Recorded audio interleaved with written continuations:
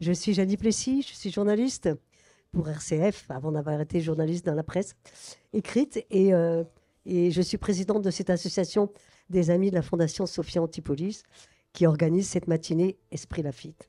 Alors merci d'être venus si nombreux cette matinée. La dernière de l'année 2025, la prochaine sera le 31 janvier. Il faut dire que nous recevons une personnalité bien connue et appréciée des Sophipolitains. Merci Monsieur Berry d'être venu. Nous sommes très honorés. Ben oui, moi je suis arrivé ici en 77, il y avait 4 baraques, hein.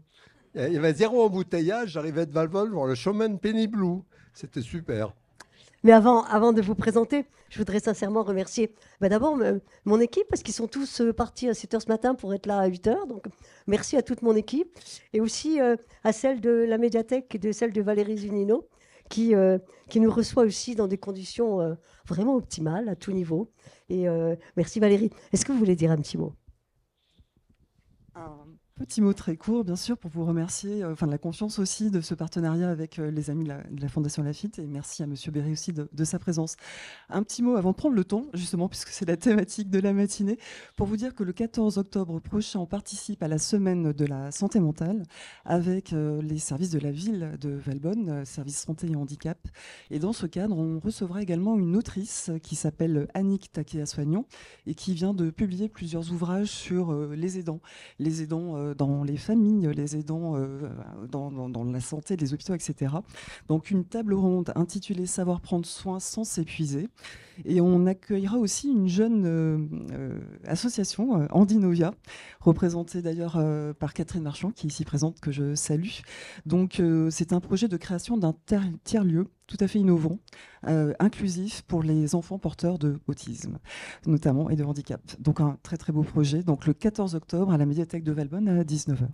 Merci à tous. Merci Valérie. Donc ce matin, vous allez assister à la conférence de Gérard Berry à propos de son dernier livre que je tiens là, Le temps vu autrement. Ce titre interpelle. Gérard Berry est un chercheur en informatique, permettez que je vous présente 2 minutes, membre de l'Académie des sciences et de l'Académie des technologies et entrepreneur. Polytechnicien quand même. Il est entré au corps des mines en 1970, poussé à la recherche par Pierre Laffitte. Donc toute votre place ici aujourd'hui. Il a travaillé de 1970 à 1977 à l'école des mines, avant de rejoindre le site de Sophia Antipolis, l'INRIA, avant de rejoindre en Sophia Antipolis de 1977 à 2001, co-dirigeant un projet commun avec l'INRIA. Il a été professeur au Collège de France, rien que ça, de 2012 à 2019. Il a reçu la médaille d'or du CNRS en 2014. Vous m'étonnez qu'il y ait du monde, hein. Il a publié un livre, L'hyperpuissance de l'informatique, en 2017, qui est un grand succès. À la fin de la conférence, nous organisons une séance de dédicace pour votre livre, donc Le temps vu autrement. Mais impossible de commencer cette matinée sans le petit mot humoristique d'Antoine. Excusez-le, Monsieur Berry, c'est mon mari, je ne peux pas refuser. Il est là pour 2 minutes. Oui, alors en fait, 2 petits mots, c'est quand même un coup de gueule, hein. Donc c'était pendant la canicule d'août dernier, hein, vous l'avez tous vécu. Janie m'interpelle et elle me dit « Dis-moi, nous sommes déjà fin août et nous n'avons encore rien préparé pour la prochaine matinée Esprit Laffitte. Je sais qu'il fait très chaud, mais nous n'avons pas beaucoup de temps. » Torpeur de l'après-midi, j'étais assommé, j'étais léthargique. J'ai répondu « Mais moi j'ai l'impression au contraire qu'avec cette canicule, on a beaucoup plus de temps. Tu ne trouves pas spécialement qu'en ce moment les temps sont durs? Ça ne te démange pas, toi ?» Ben non, pas vraiment, répondit-elle avec une pointe d'agacement. Les jours filent à une vitesse. Écoute-moi, s'il te plaît.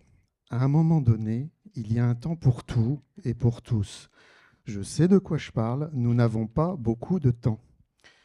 Alors là, je me suis insurgé. Mais enfin, tu trouves que nous n'avons pas beaucoup de temps? Là, tu exagères, c'est l'inverse, nous en avons pléthore. En ce moment, on a beaucoup trop de temps. J'ai beau me protéger, je ressens des morsures en permanence. Réponse de Janie. Ah oui, les fameuses morsures du temps. Arrête de ressortir à tout bout de champ tes poésies ringardes. Je parie que tu vas aussi nous déclamer ton haut temps, suspends ton vol. C'est bien ça, hein, bingo? Eh ben, tu ne crois pas si bien dire, lui dis-je en retour. Autant suspends ton vol, ben oui, là, ça nous arrangerait carrément.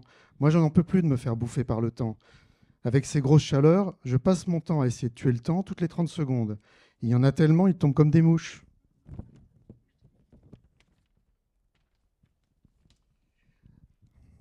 Signe des temps, sans doute. Tu prends vite la mouche, répliqua-t-elle. C'est la température ou quoi? On dirait que tu ne vois pas passer le temps. Je ne te demande pas grand-chose, si ce n'est de prendre un peu garde à notre emploi du temps. Donc ce n'était pas suffisant de tuer le temps, il fallait maintenant en plus m'occuper de l'employé.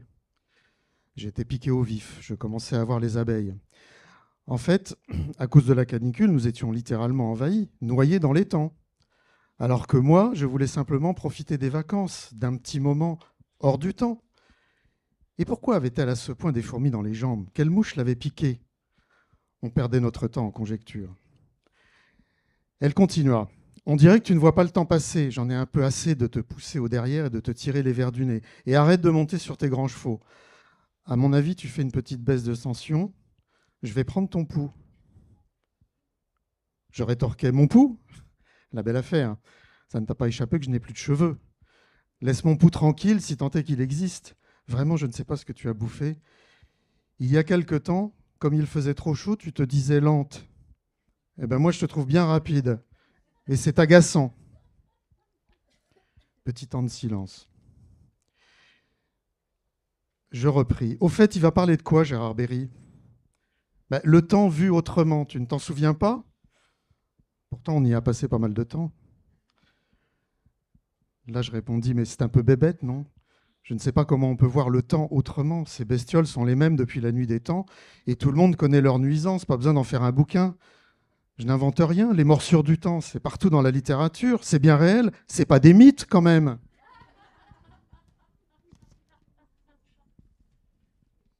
Non mais là, tu dérailles. Il ne s'agit pas de cela. Tu es complètement à côté de la plaque. Gérard Berry, c'est un grand monsieur. Il va parler en prenant de la hauteur. D'abord, tu ne verras pas le temps passer. Et puis, par exemple, il va mentionner aussi l'éthique. L'éthique. Et c'est là que Jeannie m'a dit, au fait, tu as remarqué tous ces temps, ça doit être la chaleur, je suis piqué de partout. On a beaucoup trop de temps en ce moment. Là, j'ai laissé tomber, ça me grattait trop. Je me suis mis un bœuf sur la langue, je n'avais plus l'envie ni le temps. En plus du cafard, j'avais le bourdon. Et surtout d'autres chats à fouetter. Voilà, je suis comme mon temps de parole, épuisé. J'espère, monsieur Berry, ne pas avoir trop empiété sur le vôtre de temps. Une question quand même, votre ancêtre était-il duc? Et s'intéressait-il déjà au temps en publiant ces très riches heures du duc de Berry? L'ADN familial, sans doute. En tout cas, merci d'être venu ce matin à temps. L'amitié que vous nous témoignez est rare par les temps qui courent, ou qui volent, ou qui filent, ou qui passent, ou qui mordent, ou qu'on tue, ou qu'on perd, ou qu'on gagne. Mais il y a un truc que je ne comprends pas. Vous aviez déjà lu mon bouquin ou pas? Ça, c'est le premier chapitre. En gros. Je veux bien le texte, hein, je pique. C'est pour la 3e édition. À vous, monsieur Berry. Bonjour à tous. Donc, je vais vous parler du temps vu autrement. Alors, vu autrement que quoi? Autrement, il faut savoir de quoi. Eh bien, vu autrement que la physique. Les physiciens parlent énormément du temps. Il y a des centaines d'émissions, des centaines de livres sur qu'est-ce que c'est que le temps. Et la réponse est on ne sait pas. On n'a aucune idée. Voilà. Donc, est-ce que ça mérite 100 livres? Ça peut le discuter, mais c'est un sujet très populaire. Moi, je fais l'inverse. Je vais parler du temps qu'on sait. Il est très compliqué, le temps, hein. Et voilà. Donc, alors, j'appartiens à une autre institution qui est la Collège de Pataphysique, qui a été fondée par Raymond Queneau et François Le Lyonnais dans les années 50 et qui a accueilli le grand pape, c'était Jean-Christophe Averty, hein, juste avant sa mort, et puis qui a accueilli beaucoup de gens, Juan Miro, beaucoup d'artistes, beaucoup de scientifiques, etc., justement pour penser autrement. Et penser de façon originale. Et voilà. Donc, il y a 2 chapitres très pataphysiques. Je vous en donne, je vous les raconte pas parce qu'il y avait déjà trop de trucs à dire. Mais j'en parle un tout petit peu à la fin. Alors, pourquoi ça marche pas ça? Ah, voilà. Alors, plan de l'exposé, on va parler de mesurer le temps. et l'heure. C'est pas la même chose, le temps et l'heure, hein. Distribuer l'heure, ça c'est un sujet qui n'est pas connu. Mesurer, c'est un peu connu, mais c'est pas très connu en France, vous allez voir pourquoi. Distribuer l'heure, bah, ça c'est inconnu et c'est très dangereux à l'heure actuelle. La seconde de l'heure, c'est quoi? Et puis surtout le temps en informatique, parce que ça s'est passé largement à Sofia, donc largement dans mon labo ou le labo des copains, Gérard Boudol, Robert Dossinov, etc. Il y a pas mal de gens là. Et donc en informatique, il y a 3 temps complètement différents.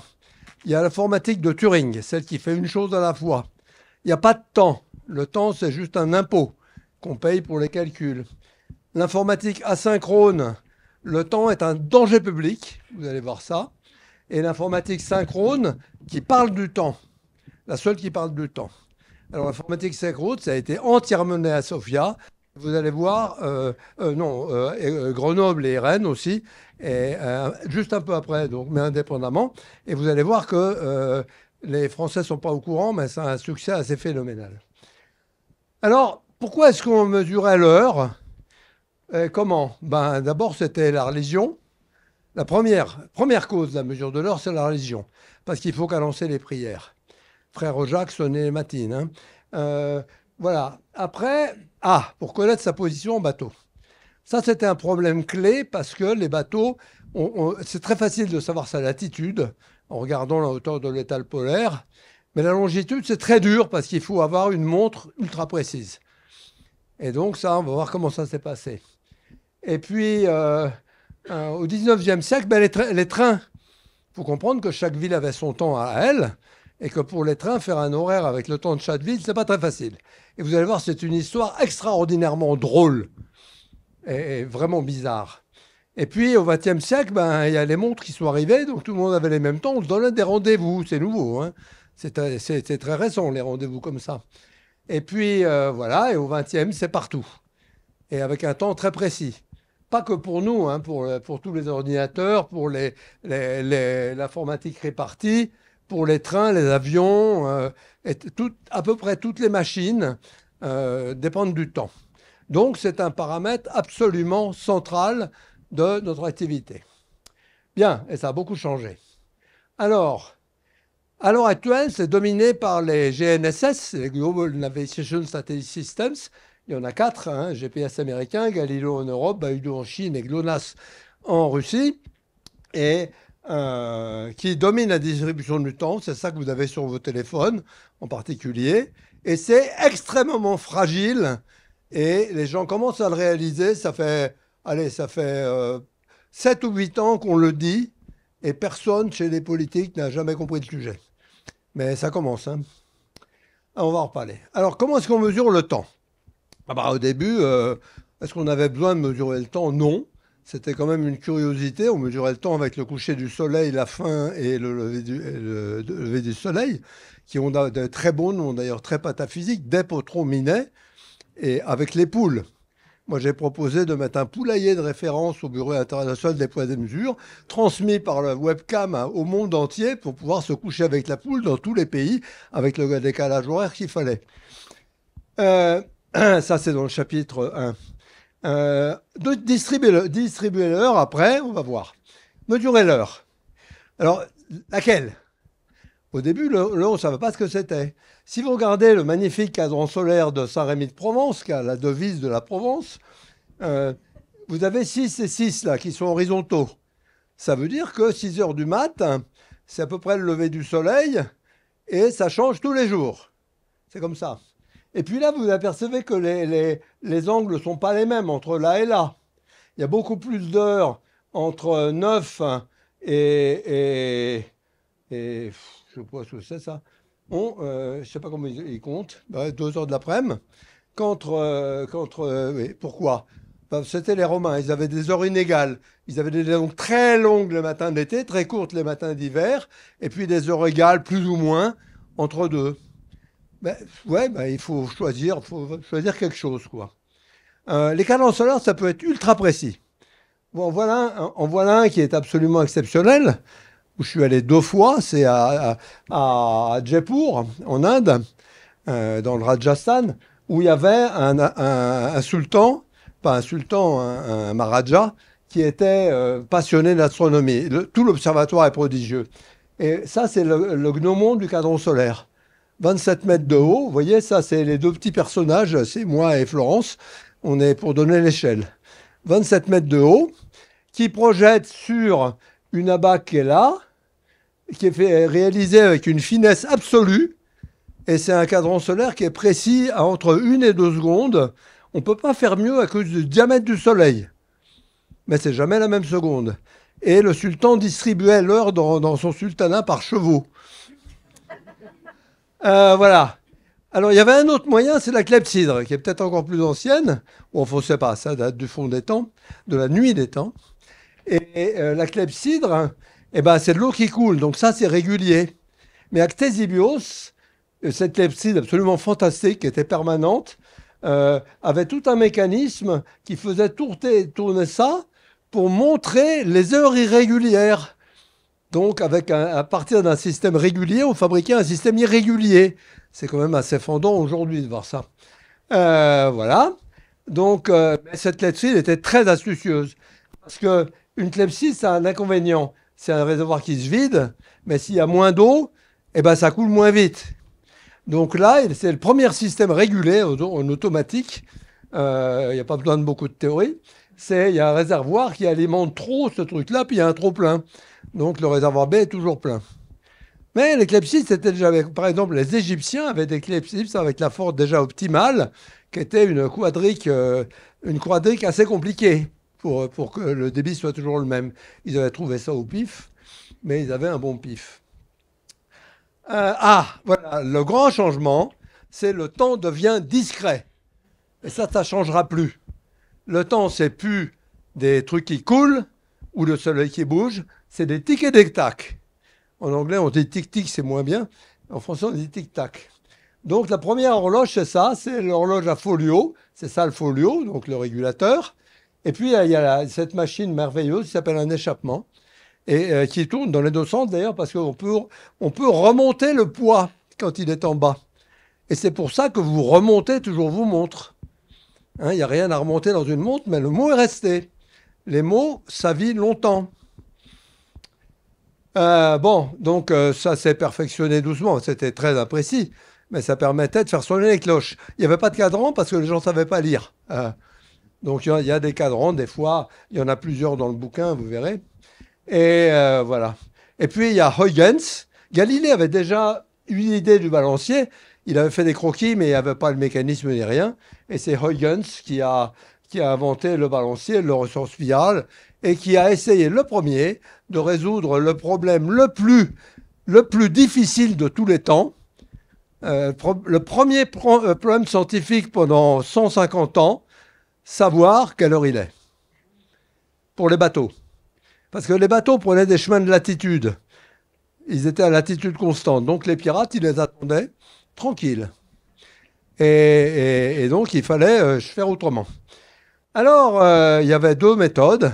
Galilée avait inventé la méthode des satellites de Jupiter, les occultations des satellites de Jupiter. C'est très précis, c'est un peu pénible à faire. Et il avait pourtant une lunette assez médiocre. Mais en bateau, vous pouvez essayer de compter les occultations des satellites de Jupiter. En pleine mer, par tempête, ça va. Donc, c'était pas pratique. Et puis, il y a des gens qui essayaient de construire des montres. Et alors, qu'est-ce qui s'est passé? Pourquoi ça ne marche pas, ça? Voilà. En 1707, il y a eu un naufrage absolument majeur de la flotte amirale anglaise. Tout le monde est mort, y compris l'amiral qui est arrivé sur une plage à moitié mort, mais il y a une habitante qui avait une belle bague et il a coupé le doigt et puis il est mort après. Il a gardé la bague. Voilà. Et donc, ça a donné un prix de 20 000 livres, c'était astronomique, à qui arriverait à trouver l'heure. Il faut savoir que l'Angleterre était un petit pays médiocre à l'époque. Mais ils avaient des scientifiques, ils avaient Newton, etc. Alors, ça a été une bagarre absolument sanglante, mais tout s'est passé en Angleterre. C'est pour ça qu'il n'y a aucun Français qui connaît ça. Et vous allez voir que l'heure, c'est des débats anglais-français encore. On va voir ça, c'est trop rigolo ça. Alors, qui est-ce qui a trouvé? Il y avait la bagarre entre les astronomes, qui avaient les distances d'étoiles à la Lune et tout ça, et un charpentier qui s'appelait John Harrison, charpentier horloger, absolument fabuleux, qui a fait successivement les H1, H2, H3 et H4. H4, c'est ça. Les H1, H2, H3, c'était des espèces de pendules. Ça, c'est une montre, qui est grande comme ça à peu près, qui est à Greenwich, hein, et qui dérive de à peu près 1/3 de seconde par jour. Alors au début, ils faisaient des montres sans lubrification, parce qu'ils trouvaient que la lubrification, ça ne marchait pas, parce que ça dépend trop de la température et tout. Et ils faisaient des montres, des horloges avec des engrenages en bois, des bois qui soignent de l'huile eux-mêmes. Et il y en a une qui est dans une église en Angleterre, qu'il a faite en 1720, et qui est toujours impeccable. Personne ne l'entretient jamais, à part la dépoussiérer un peu, elle est toujours parfaite. Donc c'était un très grand mec. Et cette histoire, bon, elle mérite déjà 2 heures d'exposé, mais c'est pas très grave parce qu'il y a un bouquin extraordinaire, peut-être le meilleur bouquin que j'ai jamais lu en sciences, hein. C'est Longitude, celui-là, le illustré. Il est totalement dément et c'est écrit d'une façon absolument merveilleuse. Donc il faut vraiment lire ce bouquin. Alors, on n'en a jamais parlé en France. Parce que Louis XIV s'en foutait. Les Anglais avaient besoin de la mer pour aller envahir les autres. Les Français, ils passaient par la terre. Et quand le bureau des longitudes a été créé en France 70 ans après l'anglais, l'abbé Grégoire a fait un discours en disant nous avons peut-être eu tort de négliger le problème de l'heure, parce que c'est à cause de sa solution que les Anglais sont devenus les maîtres du monde, alors qu'ils auraient dû rester une puissance secondaire. C'était assez clair comme discours. Bon, donc là, on commençait à avoir l'heure, mais c'était pour les riches. Bon, maintenant, c'est plus simple. Les fontaines atomiques. Donc, il y a eu d'abord les horloges, puis les fontaines atomiques. C'est quand même assez précis, hein, 1,5 secondes par 100 millions d'années à peu près. Donc, ouais, mais ça commence à poser des problèmes, hein. C'est pas du tout assez précis pour le monde moderne. Et c'est pas cher, les horloges atomiques. Hop. Hop, pardon, qu'est-ce que j'ai fait? Ah ouais, c'est là. Voilà, ça c'est Symmetricon, c'est une horloge atomique de poche, c'est tout petit, hein, 35 grammes, hein, ça se met sur un circuit intégré, et la précision est moins bonne, c'est 1,5 secondes par millénaire, enfin ça va encore. Et maintenant, ben, on peut aller beaucoup plus loin, et donc voilà, c'est la vibration toujours. La fréquence de la vibration, c'est très difficile d'interpoler entre les vibrations. Avec un chronomètre au dixième de seconde, eh ben, vous ne pouvez pas mesurer une course au centième de seconde. Et les chronomètres métalliques au centième de seconde, ça existe, mais c'est très difficile à faire. Voilà, c'est bon. Les horloges atomiques au césium, c'est cette fréquence-là qu'il faut retenir par cœur. Vous allez voir pourquoi. Et au strontium, on va beaucoup plus vite. Et à l'heure actuelle, les meilleures pendules, enfin horloges, sont celles de Sounier aux États-Unis, à Yale, qui fait des choses absolument fantastiques. Et elle ne veut pas passer. Elle m'embête. Ouais, ça ne marche pas? Ah, ça y est. Ah oui, en ce moment, Word n'est pas en forme, hein, je dois dire. Mais c'est pas au port. C'est passé? Ah bon, d'accord. Donc, 1 seconde sur l'âge de l'univers, avec des choses comme ça. Et on peut vérifier que l'existence de la relativité générale, on ne peut pas la mesurer, avec 2 horloges identiques dont on suit l'une d'1 millimètre. Et là, on voit qu'elle se décale.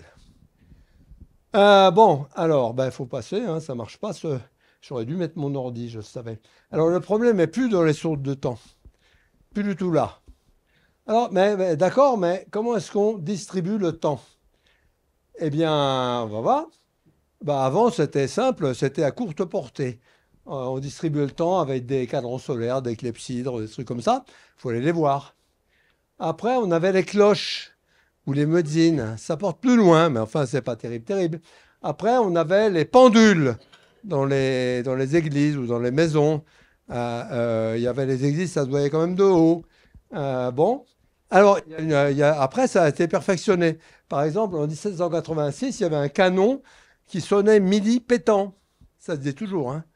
Mais les gens ne savent pas d'où ça vient en général, mais c'est très rigolo tout ça. Voilà. Ah, ça c'est la meilleure. À Londres, il y avait M. Belleville, qui était un apprenti astronome à l'observatoire de Greenwich. Et le directeur de l'observatoire était mort. Il y en a eu un autre qui a interdit aux gens d'aller à Greenwich, parce que les gens venaient chercher l'heure à Greenwich. Donc lui, il avait le droit d'y aller. Et il y allait 3 fois par semaine avec une très bonne montre, Arnold, qui était un des concurrents de Harrison. Et il mettait sa montre à l'heure. Et ensuite, il faisait la tournée de ses clients pour leur vendre l'heure. Et ça a duré jusqu'en 1940, l'arrivée de la horloge parlante en Angleterre. C'est complètement anglais. Et il avait une publicité extraordinaire parce que il avait elle, la fille surtout, elle s'appelait Lady Time en Angleterre. Et elle avait un ennemi qui disait que c'était complètement désuet de faire comme ça. C'est exactement ça pour que les Anglais, mais voilà. Alors, en 1879, on a distribué pneumatiquement l'heure à Paris. Il y avait ces pendules avec des aiguilles, les jolies pendules avec une aiguille qui fait toc-toc. Ça, c'était pneumatique. Donc, il y avait 50 km de tuyaux dans Paris. Il y avait des centaines de pendules dans les lieux publics ou dans les magasins. Ils payaient dans ce cas-là. Il faut savoir qu'il n'y avait pas d'électricité à l'époque. Donc, en 1910, toutes les pendules se sont arrêtées exactement à 22h53 parce que la machine a été noyée par une crue de la Seine. Bon, ça a été continué après quand même. L'usine Sudac sera reconstruite. Un très beau bâtiment, hein, il y a sur Wikipédia. Et elle est allée de plus en plus loin avec 900 km de tuyaux. Elle a été restée seulement en 1994. C'est pas le Moyen-Âge, hein. Donc à Paris, c'était pneumatique. C'était très fiable. Mais il y a eu un problème, c'est les horaires de train. Pourquoi? Parce que d'abord, il y a eu des accidents. Parce que sur les voies de chemin de fer, quand les conducteurs n'avaient pas les mêmes montres, c'était un peu dangereux. Donc il y a eu celui-là en particulier, 14 morts, qui a fait vraiment des dégâts. Ça a changé beaucoup. Donc on a fait des horaires pour les horaires de train. Mais pour ça, il fallait avoir une heure commune du pays, ou de la région, ou n'importe quoi, ou d'État aux États-Unis. Ça n'existait pas. Donc la France a choisi Paris et l'Angleterre a choisi Greenwich. C'est normal. Bon, alors, c'est trop vite. J'essaie de le passer moi d'abord. Les horaires de train en France, à chaque gare, il y avait 3 pendules. Quand j'ai appris ça, j'étais séché, moi. Il y en avait 2 sur la façade, ou une pendule avec un TI, des fois, qui montrait l'heure locale. On était toujours à l'heure locale, hein. C'est-à-dire l'heure soleil moyenne, l'heure locale régulière quand même. C'est compliqué, l'heure soleil moyenne, très compliqué à calculer, mais bon. Et l'heure de Paris. Et sur le quai, la seule pendule avait l'heure de Rouen. Alors pourquoi l'heure de Rouen? Parce qu'elle est en avance de 5 minutes sur l'heure de Paris et que ça permettait aux gens d'arriver en retard un peu plus et d'avoir leur train quand même. Et c'était comme ça dans toute l'Europe. En Belgique, c'était 11 minutes, 7 minutes ou 5 minutes suivant les endroits. Donc c'était comme ça partout. Bon, alors ça a été oublié très tard. Il faut comprendre que tout ça, ça n'a été réglé que dans les années 30, 1930. Bon, alors les horaires donc étaient à l'heure de Paris, mais les trains circulaient à l'heure de Rouen. Tout le monde savait ça. Donc on ratait parce qu'on visait l'heure de Rouen, hein. C'est autre problème. Fin 19e, début 20e, proposition de fuseau horaire. Bon, tout le monde a trouvé ça un peu débile. Et l'heure de Paris devient légale en France en 91. Légale. Avant, elle était juste auxiliaire pour les horaires. Et en 1911, la France passe à Greenwich. Je ne sais pas comment ça posait à l'international. Mais elle ne l'appelle pas Greenwich. L'heure de Paris, moins 9 minutes et 20 secondes. Si ce n'est pas français, ça. Et jusqu'en 1923, où elle acceptera hors de Greenwich. Bon, alors, en 1929, on adopte les fuseaux horaires. Ça a été un grand bordel, il n'y a pas d'autre mot. Et par exemple, la Chine a un seul fuseau sur 7 heures différentes. Donc, quand on est au Tibet, l'heure est totalement décalée. Le jour est totalement décalé par rapport à l'heure. Bon, il n'y a pas grand monde au Tibet, mais ils s'en foutent, les Chinois, donc c'est pas très grave. Alors, hop. Alors, en France, on avait quand même fait une invention géniale. Enfin, Est-Langon avait fait une invention géniale, c'est l'horloge parlante. Ça, c'était un système électromécanique dont tout le monde dans cette salle doit s'être servi au moins une fois. Au quatrième top, il sera exactement. C'était payant comme système, il fallait payer le coup de téléphone. Alors, ce qui est moins connu, c'est que ça a été remplacé par une horloge atomique et une actrice. Marie-Sylvie Baird, bon, je pourrais vous faire entendre sa voix, mais on n'a pas le temps. Et cette actrice était quand même accompagnée d'un acteur, parce qu'en haut lieu, on avait décidé qu'il fallait quand même qu'il y ait un mâle dans le secteur. Bon, à 50-50. Moi, je sais qui c'est, mais sinon c'est secret. Voilà. Autre méthode qui a été faite en 1939, distribuer l'heure par l'émetteur d'Alois, qui est toujours là. Donc ça a varié, on l'a fait sauter pendant la guerre 2 fois, et puis il a été reconstruit. Et là, il y a 2 antennes de 350 mètres qui émettent sur à peu près toute la France. Pour 2 mégawatts à l'époque. Pas rien, hein. Et maintenant, c'est 1 mégawatt et 800 la nuit, et ça émet que des topos horaires, puis des bulletins météo, etc. Ça synchronise quand même 200 000 horloges. Et ça existe toujours, mais c'est beaucoup en discussion, parce qu'évidemment, une antenne, il n'y a pas plus fragile en temps de conflit, hein. Ça n'a pas de sens. Bon. Facile à brouiller en plus. Qu'est-ce que c'est que la seconde et l'heure? Ben, les nouvelles définitions sont très intéressantes. La seconde, c'est le temps atomique international qui est défini au BIPM. Non, pardon, c'est la fréquence du césium. C'est défini par la fréquence du césium. Voilà, c'est comme ça. On appelle ça constant. Personne ne sait ce que ça veut dire constant, hein, mais c'est pas grave. On fait semblant. Les physiciens ne savent pas du tout si c'est constant ou pas. Le TAI, le temps atomique international de 67, a été défini au Bureau international des poids et mesures et techniquement à l'Observatoire de Paris avec un backup à Besançon. Voilà, par des horloges atomiques coordonnées. Enfin, c'est très compliqué, c'est très savant, mais on sait, c'est ça le temps atomique. Mais la Terre ne tourne pas au temps atomique. Donc il y a un autre temps qui est le temps UTC. Ah non, ouais, pardon, j'ai oublié. Le mètre et le kilogramme, maintenant, c'est défini par la seconde. Ah, et la vitesse de la lumière et la constante de Planck. Donc, c'est fini maintenant, il n'y a plus de mètre ni de kilogramme. Quand vous allez chez le boucher, vous lui dites, je voudrais 300 grammes de viande, vous lui dites, je voudrais 2 siècles de viande, et il vous dit, il y a 50 ans de plus, je vous le laisse. Il faut s'habituer, hein. Et quand vous achetez du tissu, vous en achetez 300 nanomètres, si vous n'en voulez pas beaucoup, et 300 nanosecondes, pardon, si vous n'en voulez pas beaucoup. Même moi, j'ai du mal, hein, pourtant je suis entraîné. Et voilà. Donc, il faut s'habituer à parler en secondes pour les poids et les distances. Quoi qu'à Sofia, ça marche bien de parler en secondes pour les distances, hein. C'est comme ça qu'il faut les mesurer.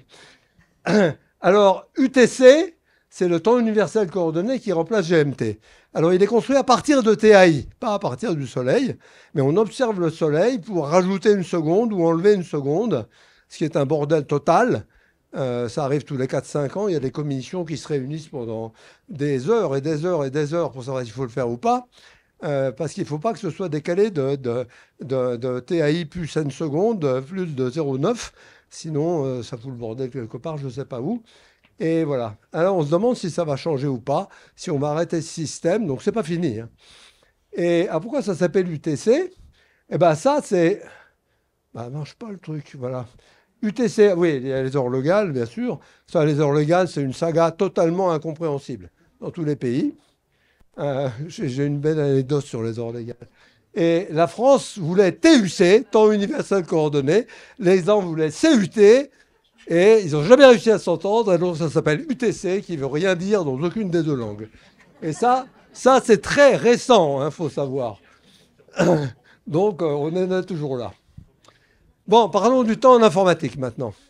Bon, il y a beaucoup d'autres choses, hein. Moi, je parle de beaucoup de choses, mais ça, c'est les petits morceaux qui dépassent. Alors, il y a 3 sortes d'informatique. l'informatique séquentielle de Turing, celle qu'on a apprise à l'école, celle on enseigne toujours à l'école, enfin qu'on devrait enseigner à l'école, mais c'est pas vrai qu'on l'enseigne, hélas, du tout même. Donc celle-là, le temps, c'est le coût. C'est un coût de calcul, c'est un impôt. Et c'est une théorie extrêmement développée, hein, qui date des années 70 jusqu'à maintenant, sur la complexité des calculs. On peut montrer qu'il y en a qui sont intrinsèquement linéaires, sublinéaires, carrés, cubes, exponentiels. Non, voilà, il y a un petit problème dans le sujet. C'est un problème considéré comme un des 7 programmes mathématiques du millénaire par l'Institut Clay.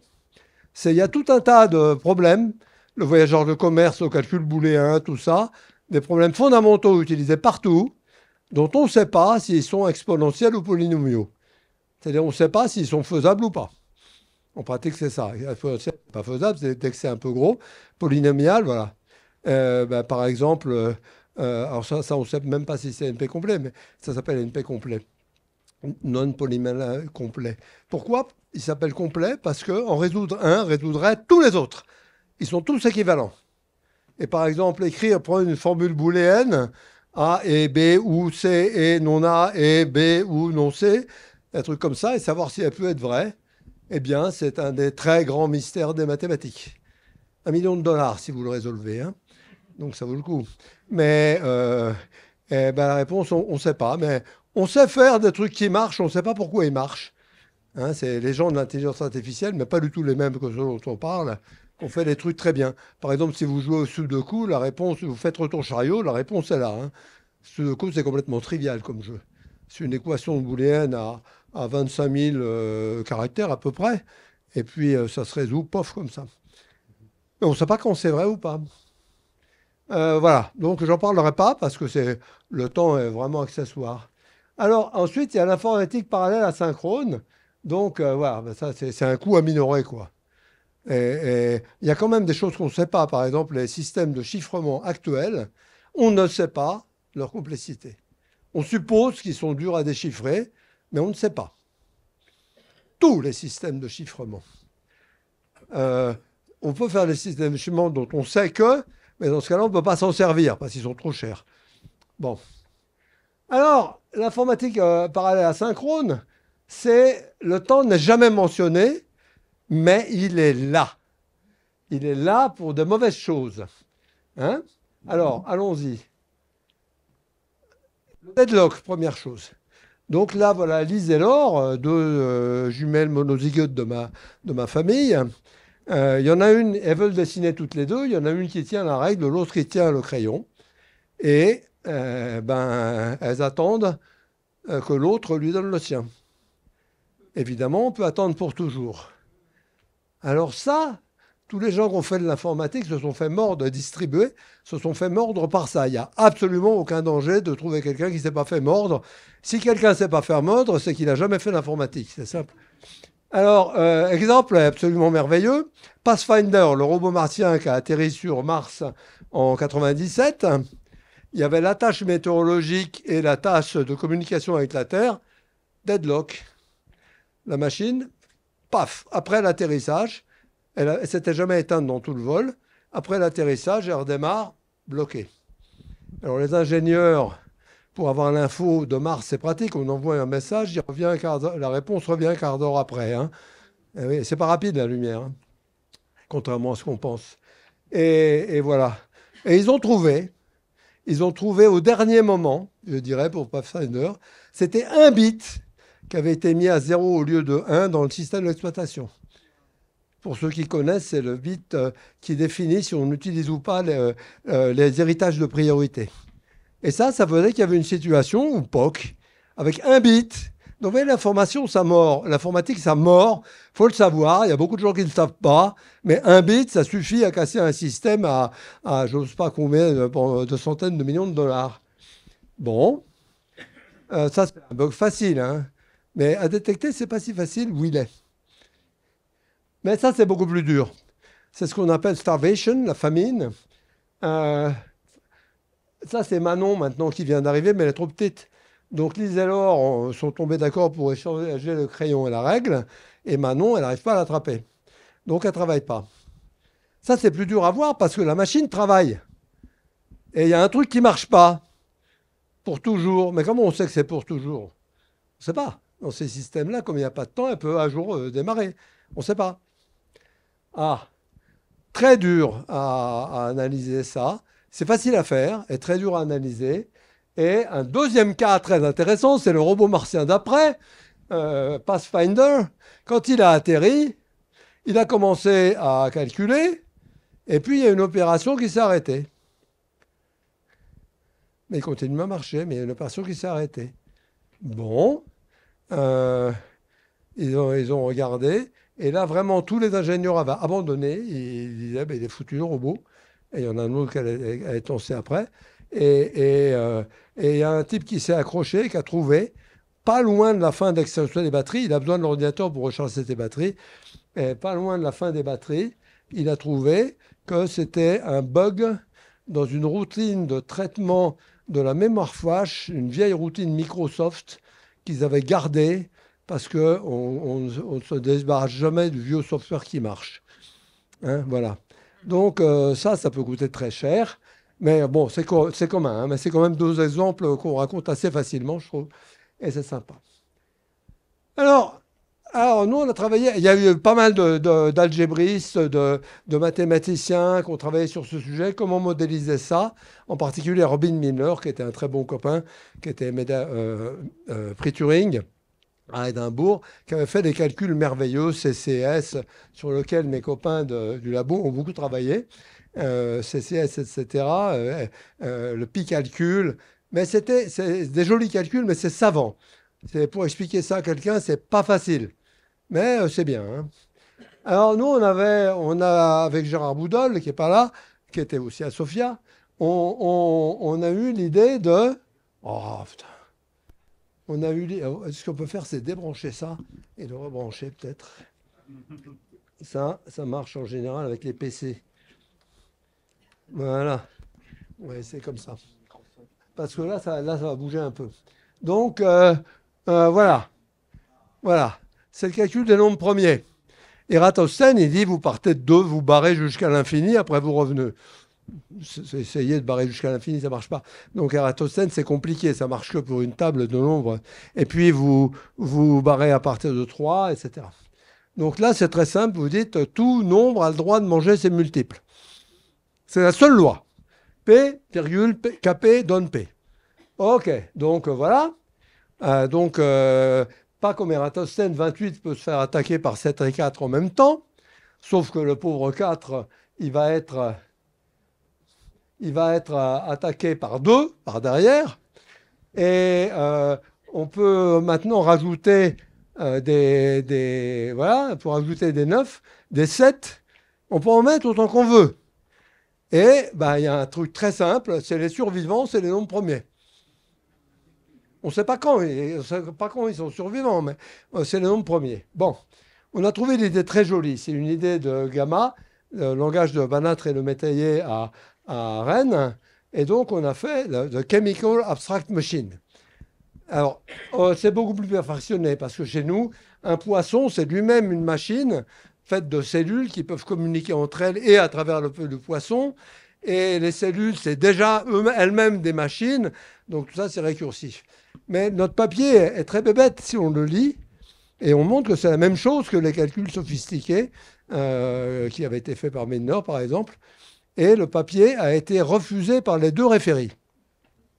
En disant, comment osez-vous dire que ce que vous faites est mieux que ce que fait Meitner, parce que Meitner des 2. Ça, c'était le référé 1. Et le 2 a dit, comment osez-vous dire que vous faites, c'est mieux que ce que fait Plotkin, parce que Plotkin, c'est Dieu. Moi, j'ai répondu à l'éditeur, je connais très bien Meitner et Plotkin, je leur ai montré, ils ont dit, ah ouais, c'est vraiment intéressant ça, mais c'est pas mon style, ce qui est leur droit. Bon, donc le papier a été quand même publié, et maintenant, c'est de très loin mon deuxième plus cité. Et c'est utilisé partout maintenant, en biologie, dans l'étude du cerveau, c'est une idée tellement bête que je suis content de l'avoir vue. Qu'on est content de l'avoir vue, parce qu'on était deux. Ça marche pas. Alors, mais pourquoi est-ce que le temps est quand même indispensable? Eh bien, parce qu'on a le web. On a Internet. Internet et le web n'ont rien à voir, hein. Alors, il faut dire, Internet ne connaît pas le temps, et c'est pour ça qu'il marche. Personne ne sait ça. C'est parce que Internet ne connaît pas le temps qu'il marche. Avant, les systèmes de téléphonie connaissaient le temps, mais ça voulait dire qu'il faut avoir la carte du système. Essayez donc de faire une carte d'Internet qui vive plus d'un millième de seconde. Il n'y a pas. Donc Internet marche sans carte parce qu'il n'y a pas le temps. Quand vous envoyez quelque chose, il va être coupé un petit paquet. Et puis ces petits paquets vont prendre tous des chemins. Il y a plein de routeurs qui, au pif, enfin non, avec des méthodes probabilistes très sophistiquées, mais quand même au pif, les envoient à un autre. Puis ça finit par arriver chez vous, ou alors ça se perd, et dans ce cas-là, le paquet est trop vieux, on le tue. Bah, soit vous y tenez, soit vous y tenez pas. Quand vous regardez une vidéo, si vous ne recevez pas une image, vous n'allez quand même pas couper la vidéo en attendant qu'elle arrive. Donc vous mettez celle d'avant, de toute façon vous ne verrez rien. Et voilà. Mais quand vous transmettez les fichiers, il faut que tout arrive. Donc ce qu'il faut, c'est que les ordinateurs soient à l'heure pour des tas de raisons, hein. Et comment est-ce qu'on les met à l'heure? Eh bien par Internet, avec un protocole NTP qui envoie des paquets qui peuvent se perdre, qui peuvent mettre un temps quelconque à arriver. Et il y a des mesures de... Oh, c'est très compliqué, hein. NTP, c'est un truc très, très compliqué. Et voilà. Et alors, c'est utilisé, par exemple, pour le cloud computing, donc que tout le monde connaît maintenant. Les bases... Alors, il y a des trucs très bien.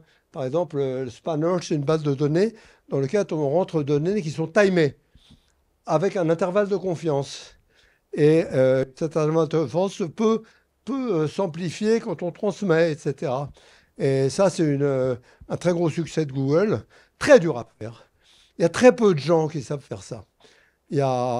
C'est un domaine où il n'y a pas beaucoup de monde, hein, au niveau très élevé. Ceux qui définissent ces protocoles d'échange, il n'y en a pas beaucoup. Il y a évidemment Leslie Lamport, Maurice Herlihy, comme ça, mais c'est un sujet très dur, où on fait des preuves. Alors, comment est-ce qu'on fait des preuves là-dessus? Comment est-ce qu'on analyse des systèmes? Alors voilà, voici une machine à café. Donc, on va savoir, on a deux versions de la machine à café, on va regarder si elles sont équivalentes. Alors, vous avez ici, vous avez ici donc la machine à une fente, café, bouton thé, et ça verseur de café, verseur de thé. Alors d'abord, on a la machine anglaise. La machine anglaise est là. Donc, vous mettez un euro, puis vous choisissez café ou thé. Bon, le café est moyen et le thé est bon. Mais bon, c'est une machine, quoi. Il y en a une autre, la machine italienne. Vous mettez un euro, et là, vous avez un de deux boutons qui ne marche pas. D'accord? Vous avez du café ou du thé, mais la machine a décidé pour vous. Est-ce qu'elles sont équivalentes? Eh bien, il y a deux sortes de logiques. Dans les logiques linéaires, on étudie les séquences que peut faire la machine. Eh bien, c'est les mêmes. Euro café, euro thé. Et qui se combinent comme on veut. Donc, elles sont équivalentes. En logique arborescente, eh ben, on n'étudie pas seulement les suites, on étudie les possibilités. À chaque fois qu'on met un euro, les machines sont équivalentes si on a les mêmes possibilités de choix à l'endroit qu'on atteint. C'est deux logiques qui n'ont rien à voir. Rien à voir. Savoir laquelle on prend, qui ont toutes les deux été automatisées avec des systèmes extraordinaires pour le faire. Ces dessins-là étaient faits par Amar et Valérie qui n'est pas là. C'est vraiment du très, très, très beau boulot. Tout ça, ça permet de faire des preuves sur les programmes. Parce qu'on ne peut pas tester ces programmes. Il est beaucoup plus simple de les prouver mathématiquement corrects que de les tester. Il faut se rappeler que quand on teste, on ne sait jamais quand on finit. Hein, une preuve, c'est yes, no. Enfin bon, c'est pas si simple. Ça demande du boulot aussi, mais c'est du boulot qui paye. Voilà. Alors, NTP, donc, le temps n'est jamais décroissant. Ah là là, si vous faites reculer une montre sur un ordinateur, voilà, vos données elles partent dans tous les sens. Hein. Il faut synchroniser en continu avec des algorithmes probabilistes sur tous les types de réseaux, indépendamment. Hein, Internet se fout de réseau. Internet est un réseau de réseaux. Les gens ne savent pas, c'est pas du tout un réseau. Et puis ça coûte pas cher. Et voilà, on arrive à faire 10 à 50 millisecondes. Ce n'est pas les horloges atomiques, mais on peut faire mieux. Et surtout, c'est un immense travail coopératif au plan mondial pendant très longtemps. Bon, maintenant, c'est stable, mais ce n'est pas sûr du tout. Les messages sont transmis en clair. On peut parfaitement dérégler l'heure d'une machine quand on veut, etc. Donc, parce qu'à l'époque, ben, ils ont mis un peu de sécurité quand même, mais c'est pas fait. Alors, il y a des gens qui essayent de le faire, mais comme vous allez voir, aucun politique ne se sent concerné. Alors, maintenant, on va passer à l'informatique parallèle synchrone. Là, on arrive à SOFIA. Donc, ben maintenant, il y a beaucoup de machines et de systèmes qui ont à s'occuper du temps de façon extrêmement précise. La 320, le premier avion qu'on appelle à commande électrique, ce qui montre une ignorance totale. L'électricité, rien à voir avec le sujet, c'est des commandes informatiques. Il est piloté par un programme. Et ce programme, c'est pas rien. Ça doit dire à chaque centaine de secondes qu'est-ce qu'il faut faire avec les ailerons et tout ça. Il n'y a pas que ça. Il y a les réacteurs, il y a beaucoup de choses qui sont presque tout l'avion est piloté comme ça. Et maintenant, c'est standard. Donc, ce qu'on appelle les systèmes cyberphysiques, ceux qui mélangent l'informatique, je ne sais pas pourquoi le mot cyber est revenu à la mode, mais l'informatique et les circuits et les systèmes sur puce, c'est exactement la même chose, vous allez voir. Les bases de données, les orchestrations de services web. Le web, c'est le bordel, c'est asynchrone, c'est très dur à contrôler. Et avec Emmanuel Serrano, qui est là, on a fait un langage, surtout lui d'ailleurs, a fait un langage qui s'appelle HipHop, qui est une version d'SRL dans JavaScript, qui simplifie beaucoup les choses. Et puis aussi, on a aussi ensembliser les systèmes et tout. Alors, ça marche pas. Alors, des bugs de temps en informatique, on va voir qu'il faut quand même savoir que ça existe et que c'est sérieux. À Daran, en Irak, dans la guerre 91, 28 morts dans une caserne parce qu'il y a un scud qui est tombé dessus. Pourquoi? Parce que le Patriot qui a été lancé avait un système d'horloge complètement débile. Il fallait le rebooter tous les 4 heures et que sous la tension, ils ne l'ont pas fait. Et le Scud est passé à 700 mètres, avec une très grande précision, à 700 mètres de la cible. Et donc, qui est tombé sur le... voilà. Ariane s'est auto-détruite pour un problème lié au temps. Bon, c'est Gilles Kahn de l'INRIA ici qui a coordonné le rapport, qui a été quand même mis public en bonne partie, malgré l'opposition évidemment de tous les industriels. En 2007, ça là j'adore, il y a 12 Chatter F-22 Raptor, les derniers nés américains, qui partent de Hawaï pour aller au Japon avec leur ravitailleur, et à la ligne de changement de date, tous leurs ordinateurs s'éteignent. Pof! Donc, ils ne sont pas redémarrés. Donc, il a fallu qu'ils reviennent. Il faisait beau, heureusement. Et ils signalaient qu'ils n'avaient plus d'essence en bougeant les ailes comme ça, parce qu'ils avaient quand même des choses un peu mécaniques. Et ça a été un bordel terrible. Ça a fait marrer les Japonais, je dois dire. Tous les lecteurs MP3 Zune vident leur pile à minuit pile, après avoir été offerts à Noël. Ça fait de l'effet, ça a tué le Zune assez largement. Et la dernière est très belle aussi, c'est tous les iPhones passent à l'heure d'hiver, mais ils changent aussi leur réveil. Ah, raté, tout le monde a raté l'avion, le train, pas de problème. Ça a fait un schtroumpf aux États-Unis, je ne vous raconte pas. Et c'est un caractère dans un programme, ça. Allez, 5 caractères dans un programme. C'est ridicule. Donc c'est dangereux. Alors voilà, il y a 3 langages qui sont nés en France spécifiquement pour ce problème. 0 dans le reste du monde. Maintenant, il y en a d'autres. STRL ici. STRL, c'est normal pour un nom d'ici. Lustre à Verena Grenoble et Signal, qui a eu moins de succès, à l'Iris à Rennes. Voilà. Alors, il se trouve que SAO, le langage d'Airbus, était déjà assez bien foutu, mais il n'avait aucune mathématique, aucune sémantique, mais Lustre s'en rapproche pas mal quand même. Et d'ailleurs, ils ont adopté Lustre aussi. Ils ont 2 chaînes, une est faite avec un langage, une autre avec l'autre. Alors, voilà, l'hip-hop, j'en viens d'en parler. Et puis, voilà. Alors, quelle était l'idée de base? Bon, c'est Jean-Paul Marmora et Jean-Paul Rigaud, les 2 automaticiens. Ils étaient en train du labo. Ils sont pas là. ils étaient en train de programmer une petite voiture robot pour une course. Et Jean-Paul Marois avait une idée assez rigolote, c'est de parler voiture et pas de parler informatique. Et on va voir comment ça marche. Donc moi, j'avais eu l'idée de se simplifier la vie. Les gens passaient leur temps à compter combien telle instruction prenait, et je trouvais que c'était complètement idiot. Moi, je disais, j'ai pensé tout de suite, bah, le mieux, c'est d'acheter un ordinateur infiniment rapide. Comme ça, il fait tous les calculs en temps zéro, on n'a pas de problème. Alors bon, c'est foutu de notre gueule longtemps pour tout dire, mais vous allez voir que ça marche très bien. Alors voilà, je vais vous faire un programme. Le seul que vous verrez ici, c'est un programme de course à pied dans un stade. Alors, vous avez quoi comme unité de temps? Il y a la seconde, bien sûr, mais il n'y a pas que la seconde. Il y a aussi l'heure, il y a aussi le matin, ce n'est pas un nombre entier d'heures, mais ça, c'est des unités de temps, ça marque des temps. Et la seconde n'a rien de spécial, hein. Ensuite, il y a le mètre, ben, c'est aussi une unité de temps. Hein, vous pouvez compter votre vitesse en mètres par seconde ou en secondes par mètre, hein, c'est comme vous voulez. Derrière, il y a le tour de piste. OK. Ensuite, il y a le pas. Les pas, bah oui, c'est du temps. Ça marque du temps. Les battements de cœur. Et puis, les attaques cardiaques, qui sont les absences de battements de cœur. Et par exemple, on peut dire, on a une attaque cardiaque si entre deux battements de cœur, il s'est passé 2 secondes. Ou si en 2 secondes, il n'y a pas eu plus d'un battement de cœur.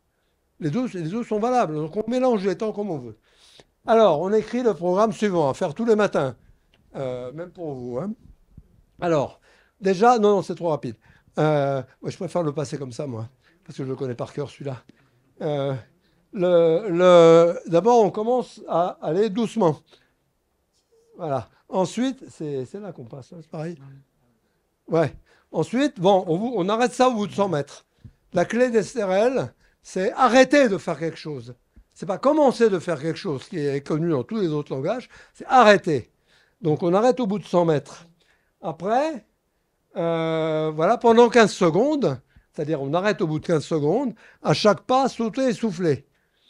Et qui sont parallèles, c'est-à-dire ils vont se coordonner en échangeant des signaux que je n'ai pas mentionné ici. Run c'est faire marcher un submodule, hein, un sous-module. Ça tombe très bien pour la course. Ensuite, on va à fond la caisse. Bon, ça, c'est infini. Mais on ne va pas laisser ça faire infini. On va le faire chaque tour. On va faire chaque tour comme ça. Ensuite, on va limiter quand même la séance à 4 tours. Abort to encalab. 4 laps, ça veut dire arrêter de faire ça pendant 4 tours. Au bout de 4 tours. Donc c'est exactement comme on pense. Alors on peut le lire de l'intérieur ou de l'extérieur, c'est exactement comme on pense. Essayez d'écrire ça dans tous les langages que vous connaissez. Vous allez voir la prise de tête. Bon, et on fait ça tous les matins. Ok, mais il y a quand même un moment un peu dangereux, c'est quand on sait que saute et qu'on souffle. Ah oui, d'abord, tous les parallèles à bord et tout, ça prend 0 temps.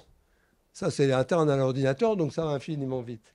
Bon, alors, il y a un problème, c'est dangereux, là, quand on saute et qu'on souffle, il faut quand même surveiller le cœur, là. Donc, qu'est-ce qu'on fait? Eh bien, on rajoute un module parallèle, là, qui va faire... attention, il y a une attaque cardiaque. Si, par exemple, il y a 2 secondes entre 2 battements de cœur, c'est trop long. Donc voilà, et qu'est-ce qu'on fait à ce moment-là? On provoque une trappe. Bon, j'aime pas appeler ça une erreur parce que ça sert beaucoup dans les cas de pas d'erreur. Et on dit, si ça se produit, immédiatement vous arrêtez tout et vous foncez à l'hôpital. Bon, alors essayez ça d'écrire par n'importe quel autre moyen. Vous allez voir, c'est la peine. Et alors, on a fait une découverte fondamentale qui m'a changé ma vie. Parce que d'abord, on a fait un compilateur du langage, on a donné un sens avec pas mal de restrictions. Ça pas, quand ça marchait, il y a des problèmes qu'on ne savait pas traiter, mais enfin, ça marchait bien. On était déjà dans l'industrie ici, avec Cisier Ingénierie, avec Ilog, avec des clients comme Dassault, qui s'en est beaucoup servi pour le Rafale, et d'autres, mais ça restait petit. Mais en visitant mon copain Jean Vimin à DEC Paris, Digital Equipment à l'époque où j'étais le deuxième ordinateur constructeur mondial. Et lui, il faisait des circuits, et je me suis aperçu qu'Alexis 8, c'était exactement la même chose. Dans un circuit, vous avez des portes, ça c'est des mémoires, et ça c'est des portes logiques. Et ou non. C'est tout un circuit, et des fils. Et c'est exactement la même chose. Dans un circuit, le courant électrique se propage, puis au bout d'un moment, tout c'est stable, et vous n'avez qu'à dire que ça, c'est l'instant suivant. C'est exactement pareil. Et on s'est aperçu qu'avec avec SRL, on faisait indifféremment du software ou du hardware. Et là, on a commencé à bosser avec Intel, qui était vraiment très intéressé, avec Synopsys, qui était le grand de la conception de circuits, etc. Et on a développé, on a créé SRL Technologies, là, où on est allé à Marmois et plein d'autres. Et on a fait un nouveau langage SRL V7 qui allait indifféremment sur des circuits ou du logiciel. C'était complètement équivalent. D'ailleurs, ça fabriquait aussi des simulateurs logiciels de circuits, ce qui était un gros bonus. Alors, sauf que les circuits, ce n'est pas instantané, mais c'est en nano ou picosecondes. Bon, hein, mais c'est plus cher. On s'est aperçu qu'il y avait un problème dès le début. Supposer que tout va infiniment vite, c'est un peu gênant. Par exemple, j'adore Gueluc, évidemment. Vous êtes ici, dit-il sur le plan, et il dit les nouvelles vont vite. Ça, je ne sais pas comment on peut faire une meilleure description du problème de causalité. C'est-à-dire que ça peut être pas causal, la simultanéité, causal ou pas causal. On a passé 15 ans de notre vie sur ce problème, qui est maintenant totalement résolu. Depuis 2015, on a trouvé la bonne solution, on savait que c'était la bonne, mais on ne savait pas le prouver. Et c'est prouvé en 2015 par Michael Mendler qui a fait un truc absolument formidable, un papier formidable pour montrer que c'était la solution ultime. Alors, je ne vais pas vous détailler la solution. Bon. Et puis, l'autre que j'aime bien et qui marche, c'est exactement ce qu'on fait, c'est cette décision de Gueluc-là. L'homme qui a inventé l'écriture a inventé la lecture immédiatement après. Ça, c'est balèze, hein. Ça, il faut penser. Ben, c'est ça, STRL. Une fois qu'on a compris ça, on a compris STRL. Et je racontais tout ça en Belgique, évidemment. Voilà. Alors, sauf que, donc, ils ont fait un langage qui s'appelle Scale 6. Il y avait deux parties. Il y avait la partie hardware et la partie software, mais avec les mêmes outils. Ils ont fait un langage qui s'appelait Scale 6. Ils avaient racheté Lustre. Et Scale 6, c'est des dessins d'abord ou du texte. On peut mélanger arbitrairement. Et là, il y a ce qu'on appelle du lustre, c'est-à-dire des flows de contrôle. Donc, le contrôle ne bouge pas beaucoup, mais les données bougent beaucoup. Et là, c'est le contraire, c'est des automates. C'est aussi une création, ces dessins-là sont aussi une création de Charles André à Lizy, ici, à la fac, plutôt, à la fac. Et voilà, donc tout ça, c'est Sophie Hippolyte. Et bien maintenant, c'est ça qui va équiper à peu près tous les avions du monde, les trains, les bagnoles. Vous allez voir un peu ce qui s'est passé. Voilà, bon, alors, histoire étonnante. L'histoire d'STRL est étonnante et très, très française. Comment on vient en arrière, ici. D'accord, elle est très française.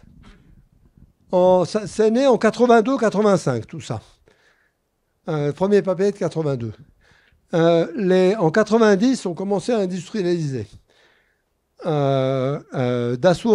Lustre avait choisi Dassault SRL et Airbus Lustre, Signal chez Sagem. Donc en 2001, on crée SRL Technologies avec les deux applications. En 2002, SRL rachète Scade, donc le lustre graphique, commence à faire Scade 6 et tout ça. Ensuite, en 2009, on développe Scale 6. Ensuite, en 2012, on trouvait personne que ça intéressait en France. Il fallait qu'on grossisse. On trouvait personne que ça intéressait. On avait quand même démarré à 80, donc c'était pas mal. Et ça a été racheté par Ansys aux États-Unis, qui était une boîte de simulation, qui simulait les avions, les réacteurs, les tas de trucs, les bateaux, tout ce qu'on veut. Parce qu'eux, ils ne savaient pas faire ça. Et c'est totalement complémentaire. Donc Ansys a commencé à grandir, à prospérer. Très rapidement, ils ont eu des centaines de clients dans le monde entier. Et puis, non, il ne faut pas mettre celle-là. Ils ont mis des centaines de clients en avionique, en ferroviaire, en industrie, en robotique, etc. Ça marchait très très bien. Et c'est toujours, c'est Vinelou est toujours, hein, et Toulouse. Et puis en 2025, ils ont été rachetés par Synopsys pour 35 milliards de dollars. Donc quand on dit qu'en France on joue petit, eh ben c'est vrai, même à Sofia. Hein. Voilà. Donc c'est pas anodin. C'est pas anodin du tout. Ça ressemble pas au reste de l'informatique. C'est pour ça que c'est pas tellement connu des informaticiens. Et hip-hop, c'est un langage pour faire le web avec combiner JavaScript avec ces techniques-là, parce que la JavaScript est asynchrone avec quelque chose qui devient indémerdable, il n'y a pas d'autre mot, dès qu'il y a trop de signaux, trop de choses qui se passent. Voilà. Alors, le GPS, parlons-en. Je vais terminer par ça. Le GPS, eh ben, c'est très dangereux. Pourquoi ? Un brouilleur GPS qui vous enlève le GPS sur tout Sofia, par exemple, ça vaut à peu près 30 €. C'est interdit à la vente, mais ça se trouve partout. Hein, vous faites sur Internet, brouilleur GPS, GPS Jammer, vous allez en trouver des tonnes. Leur heure, alors là, c'est un peu plus subtil, ça vaut une centaine d'euros. Vous ouvrez votre téléphone et vous êtes au sommet de la Tour Eiffel. Ou n'importe où, hein, ou au Kremlin, ou ce que vous voulez. Donc tout le monde dépend du GPS, tout le monde en dépend toute sa vie du GPS, et il n'y a pas plus fragile. Alors, des problèmes très gros à Marseille, à l'aéroport. Pendant 2 mois, les avions ont fait des atterrissages à vue. Ils n'avaient plus de GPS. Pourquoi ? Parce qu'il y avait un camion-citerne qui avait un brouilleur et qui les a brouillés pendant 2 mois. Ils faisaient du trafic d'essence avec la pompe d'à côté. La Russie brouille évidemment tous les voisins de l'Ukraine, et vous allez voir. Maintenant, on fait des drones à fil qui tirent une fibre optique derrière eux hein, pour ne pas être brouillés. Les avions, 1500 vols touchés par jour, impact sur la sécurité de très élevé à extrême. C'est les rapports actuels sur l'aviation. Hein.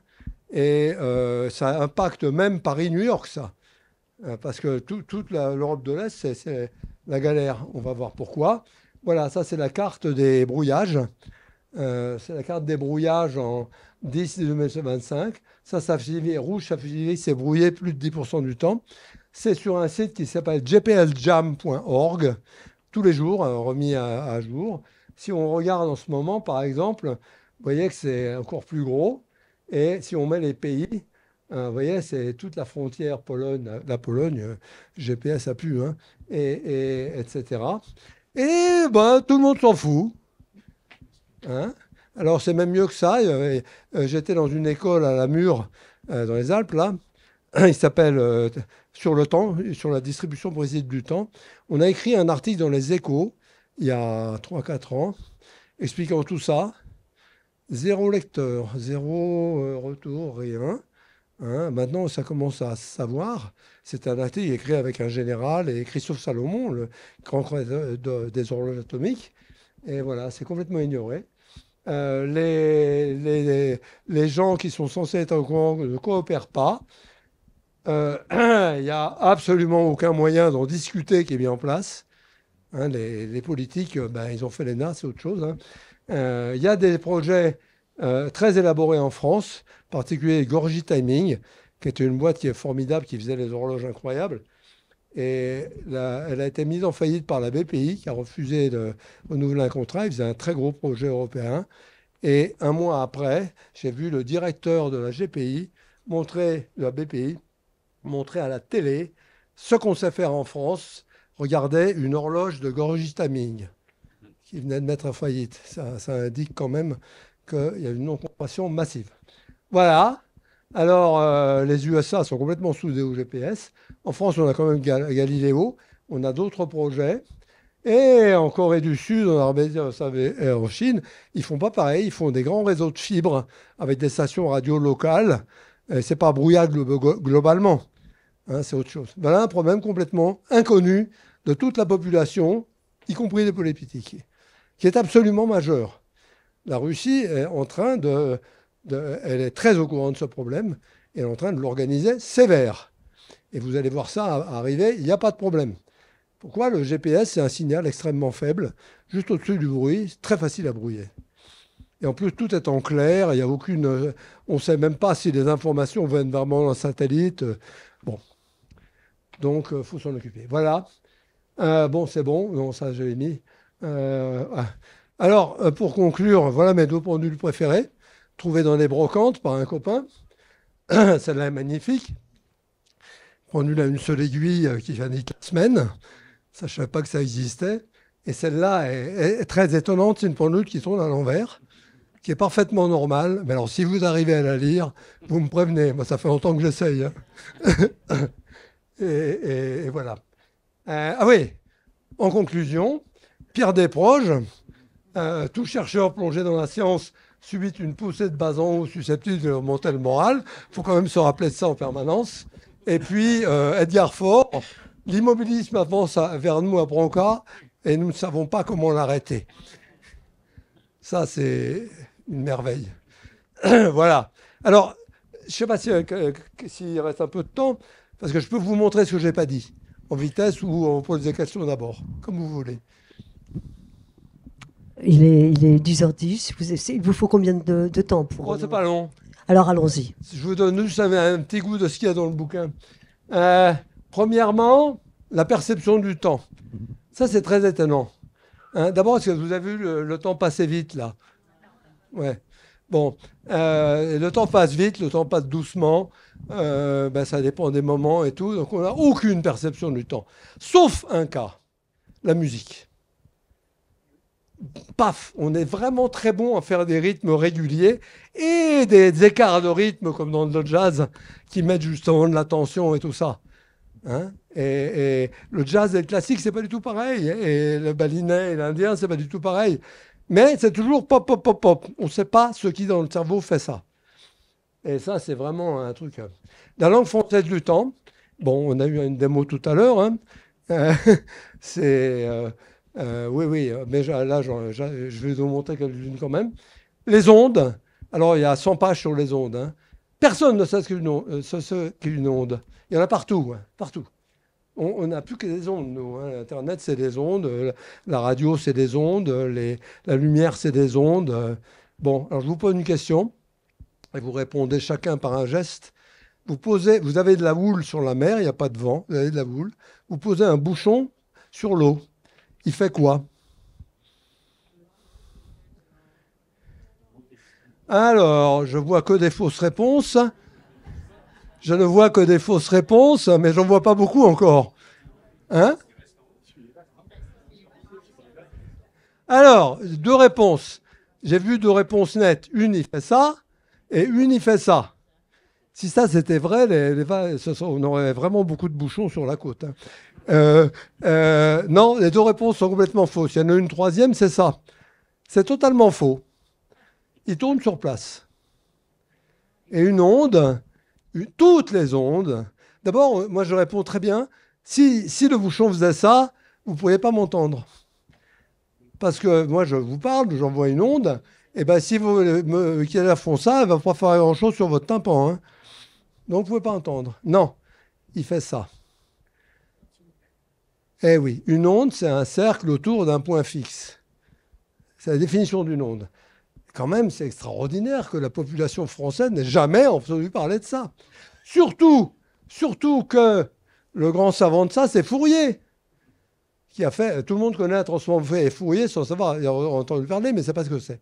Bon, ça passe des ondes aux fréquences. Par exemple, on raconte des conneries en mécanique quantique, on ne les raconte plus, qu'on ne peut pas savoir en même temps où un électron est et à quelle vitesse il va. C'est complètement absurde. Un électron, c'est une onde, il n'a pas de position tant qu'on ne le regarde pas. C'est pas ça, c'est l'incertitude. On ne peut pas connaître en même temps toutes les caractéristiques d'une onde. C'est la limite de la théorie de Fourier. Et voilà, et ça sert à tout.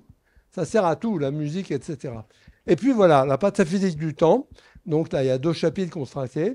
Bon, la langue du temps, mais surtout dans le chapitre pataphysique, comment on résout le problème de la matière noire dans l'univers très facilement. Hein, ça, je vous laisse regarder. grâce à une découverte de la nature profonde de la notion de temps. La solution du très très vieux problème du barbon amoureux de la donzelle, qui ne veut pas de lui parce qu'elle a plein d'amants très riches. Et donc ça nous a fait créer une start-up qui s'appelle barbonzel.com. Et puis, comment gagner 5 minutes quand on est en train de rater son train, avec une méthode à nous qui est fondée sur un mélange de pataphysique, de biologie et de physique. Mais ça, il faut le lire, parce que ce serait un autre exposé que j'ai déjà fait à l'Institut du cerveau et de la moelle épinière, mais je ne vous donne pas l'adresse. Et voilà. Et puis, quelques expressions marrantes. Évidemment, le temps passe vite, le temps va de plus en plus vite. Moi, je propose de quantifier. Quelqu'un qui dit le temps passe de plus en plus vite, il dit combien? Alors, s'il répond, mettons 1,5, alors qu'un PDG, c'est 1,7, par exemple. Et puis, quand il veut commander à un sculpteur une sculpture, le sculpteur, c'est plutôt 0,5. Donc, si le sculpteur lui dit 2 jours, le PDG calcule. Il va commencer par diviser par 0,5 et par multiplier par 1,7. Donc, ça fait exactement 3,4 jours pour lui. Bon, j'ai dû me grouiller dans les opérations, mais c'est pareil. Donc, comme ça, on peut calculer le rapport entre les temps des individus. Donc, j'exige maintenant que sur votre carte de visite, vous mettiez votre coefficient de vitesse de passage du temps, moyen. D'accord? Bon, voilà. De longues minutes, montre en main, je réponds toujours, moi. J'ai attendu de longues minutes, de longues années à la radio. Chaque fois que je vais à la radio, il dit « il a fallu de longues années ». J'ai dit « bah non, il n'y en a qu'une bissextile sur 4 hein. ». Et voilà. Et donc ça interroge les neurosciences de la perception du temps, qui est un vrai sujet en neurosciences. Comment on perçoit le temps, c'est un sujet assez majeur. Et puis évidemment, les expressions, la nuit des temps, bon vieux temps, c'était le bon temps. Un bon bout de temps, c'est mieux un bon bout de temps, c'est mieux qu'un bout de temps. Mais il faut normaliser, il faut dire combien. Dans mon temps, on prenait son temps. Alors évidemment, c'est très très largement paysan le temps. À tout bout de champ, c'est merveilleux tout bout de champ. Et ça c'est la charrue. Quand les poules auront des dents, ça c'est bien. Et puis marcher d'un train de sénateur, c'est beau. Courir comme un dératé et rouler à tombeau ouvert. Donc j'ai classifié toutes les expressions comme ça et par longueur. Par exemple, pour les expressions qui parlent d'un temps court, ma préférée, c'est la plus longue. En moins de temps qu'il ne faut pour le dire. Voilà. Donc ça, c'est local, ça. Quand on attend un train qui n'arrive pas, on dit on a le temps de tuer un âne à coups de fille. Ça, c'est une expression locale d'ici, des paysans. Voilà. Et vous voyez, les durées courtes se classifient. Bon, voilà. Il y a tout un chapitre là-dessus. Merci beaucoup, Monsieur Berry. Vraiment, merci.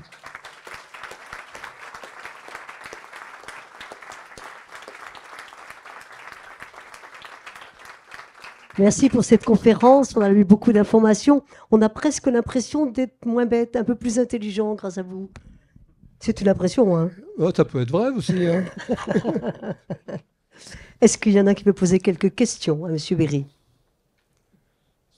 Je te laisse faire.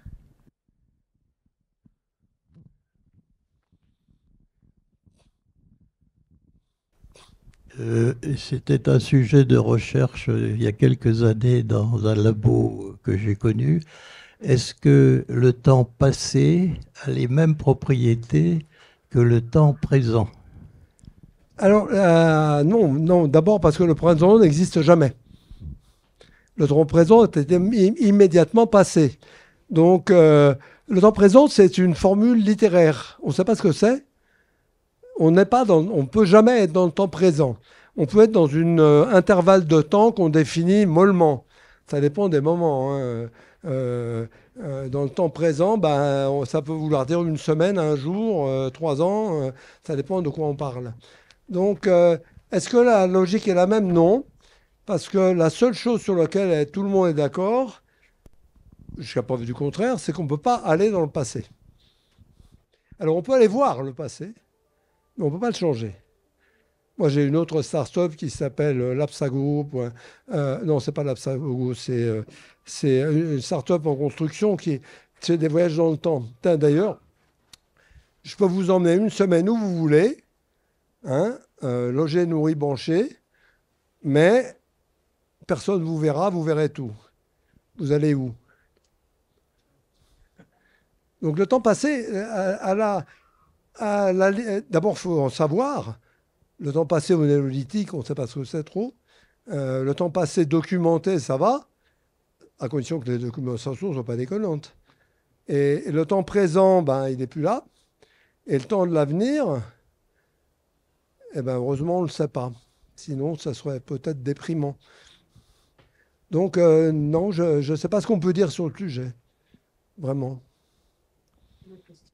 Oui, bonjour. Merci beaucoup pour votre merveilleuse intervention. C'était vraiment très, très intéressant. Moi, j'ai une question par rapport à quelque chose de très actuel. C'est l'intelligence artificielle. Et j'aimerais bien savoir comment se place le temps par rapport à l'intelligence artificielle. Alors là, c'est un temps social, beaucoup plus. L'intelligence artificielle, il n'y a pas de temps dedans, hein. Il n'y a absolument aucun temps à l'heure actuelle. C'est des gros calculs. C'est extrêmement varié. Extrêmement varié. Mais moi, je m'en sers pas mal pour... pas du tout pour la langue. Si, parce que j'ai traduit le bouquin en anglais avec DeepL. DeepL, c'est remarquable, mais ça existait bien avant qu'on parle de l'IA. Hein. Je m'en sers pour les photos, par exemple. Ah oui, j'ai oublié de dire ça. La photo, c'est merveilleux. Quand la photo est apparue, elle gèle le temps. Et ça a totalement surpris des gens. Complètement abasourdi les gens de l'époque. Maintenant, on ne fait plus attention. Mais elle gèle le temps. Et le cinéma reproduit le temps. Il n'y a aucun rapport entre le cinéma et la photo. C'est pas parce que c'est fait avec de la photo, le cinéma, ça n'a rien à voir. Elle reproduit le temps. Bon. Donc, ça a été des chocs. L'IA, j'ai aucune idée. Aucune idée, parce que d'abord, c'est un sujet très vaste. On part que des modèles de langue. Bon, je faisais des congrès en 2018. J'ai invité Yann Lequin au Collège de France. À l'époque, pour un an, les gens me disaient, mais tout ça, c'est bidon. Bon, non, c'est pas bidon, mais c'est pas magique non plus. Et il y a des domaines où ça marche très, très bien. L'imagerie médicale, par exemple, ben, c'est des trucs qu'on ne savait pas faire. Il y a beaucoup de calculs, de probabilistes qu'on ne savait pas faire, marche très bien. Pour la langue, moi j'ai quand même appris que j'étais le frère de Richard Berry. Je vais lui dire, hein, donc les hallucinations, c'est intrinsèque. On ne va pas se séparer des hallucinations. Hein. C'est de la pub, tout ça. Mais c'est intrinsèque, et puis les gens croient plus volontiers les hallucinations que les choses vraies, mais ça, c'est pas dû à l'IA, c'était déjà vrai avant. Hein, bon. Etc. Donc je n'ai aucune idée. Mais pour moi, pour l'instant, il n'y a pas de rapport avec le temps. Il n'y a pas. J'ai essayé de poser des questions sur le temps, j'ai vu que des réponses banales. Mais les réponses sont déjà données par les hommes dans l'IA de ChatGPT. Donc, voilà. J'aimerais, s'il vous plaît, connaître votre ressenti par rapport à la perception du temps qui est différente suivant les pays, les continents, la dimension culturelle qui diffère suivant l'endroit. Alors absolument. Moi, je l'observe. Et il y a des raisons civilisationnelles. Par exemple, j'avais passé beaucoup de temps en Inde, qui était pionnière aussi dans ce domaine des langages synchrones. Beaucoup de temps en Inde parce que la vision du temps en Inde est vraiment très différente. Et j'en donne un exemple. Il y a une phrase qui est très très connue en Inde, c'est "Wait 30 minutes, my friend".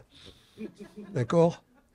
Et une fois, j'étais là. Moi, je jouais. J'ai toujours en Inde, quand j'allais en Inde avec ma femme, je prenais un sujet pour voir pourquoi les choses ratent, pas pourquoi elles marchent. C'est rare qu'elles marchent, mais pourquoi elles ratent. Donc, il y avait marqué dans les hôtels indiens "hot shower".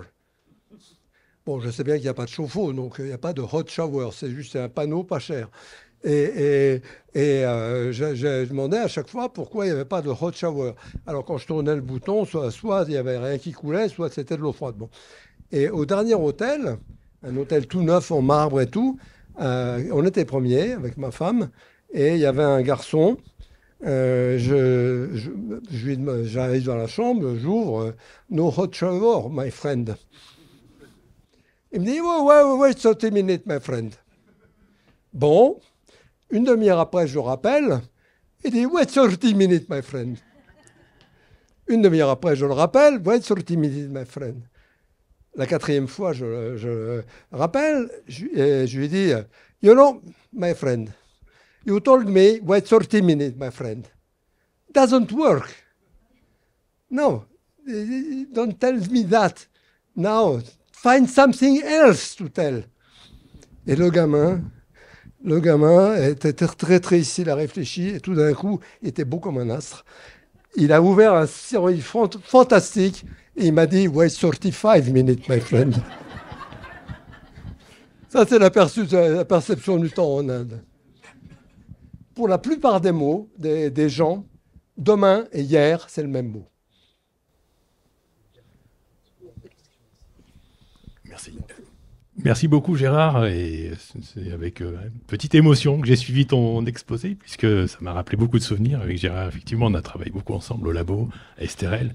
Je voulais que tu nous parles du temps zéro informatique. Tu sais que le temps commence un 1er janvier 1970, la petite histoire qu'il y a derrière. Et puis plus globalement, le point de vue scientifique sur la question, y a-t-il un commencement du temps? Alors ça, c'est une question très débattue. Le temps zéro, il a fallu en choisir un qu'on a pris légèrement avant l'existence de l'informatique. L'inconvénient, c'est qu'il n'y a pas de moyen de tomber les temps négatifs à l'heure actuelle. Enfin, on peut, mais c'est artificiel. Donc, c'est Ken Thompson qui a choisi ça quand il a fait Unix. Il a choisi un temps zéro. IBM en avait un autre, etc. Bon, faut déterminer quelque chose, quoi. Et le temps zéro, pour nous, c'est la naissance c'est ce qu'on appelle la naissance de G-Curie. On sait que c'est pas à ce moment-là, parce que les tables n'étaient pas du tout à Noël. C'est moi qui suis né à Noël, hein, au fisc. C'est moi. Et d'ailleurs, j'ai expliqué à tous les enfants que je connais que c'est pour ça que c'était une fête mondiale, mais il n'y en a pas un qui m'a cru, même à partir d'un an et demi. Et donc, le temps zéro... Bonne fête, en fait. Il y a le Big Bang. C'est pas du tout improbable, le Big Bang. Mais ça ne veut rien dire qu'il y a... Les physiciens, soit ils racontent des conneries à la radio, soit ils répondent qu'ils ne savent pas. Est-ce que c'est un rebondissement? Est-ce que c'est... Il y a tout un tas de théories. L'avantage, c'est qu'on peut en parler très longtemps parce qu'on n'a aucun moyen de les vérifier. Donc, les physiciens parlent beaucoup de ça. Mais ils n'ont rien à dire. Donc, le temps zéro, faut choisir un zéro. C'est comme les distances zéro. Paris, c'est le centre des distances zéro en France. Bon, aux États-Unis, c'est pas ça. Non, le zéro, c'est une convention. Le zéro, d'ailleurs, n'est pas connu de tous les pays.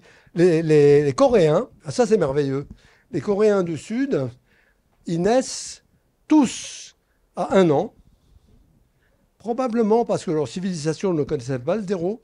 Le zéro, ça vient d'Inde, et ils ne la connaissaient probablement pas. Et ils ont tous leur anniversaire le 1er janvier. Ce qui fait que quelqu'un qui naît le 31 décembre d'une année a 1 an de plus que quelqu'un qui naît le lendemain. Hein, c'est comme ça en Corée. Et ils viennent seulement de changer. Pardon, je vous en prie, terminez. J'ai perdu mon idée. Pardon. Bon, c'est pas grave. 1 an en Corée, vous étiez sur... Le zéro, oui, oui, je voulais juste rappeler un truc que les Français ne savent pas, c'est totalement honteux. D'où vient le mot algorithme? Du grec? Il vient pas, ouais, il vient de l'arabe. Algorithme, c'est le nom de monsieur Al-Khwarizmi. C'est un mot qui date en français de 1200, alors que lui travaillait en 870-920. Et il a inventé quelques petits trucs. Les algorithmes, évidemment. La multiplication qu'on enseigne à l'école, c'est lui.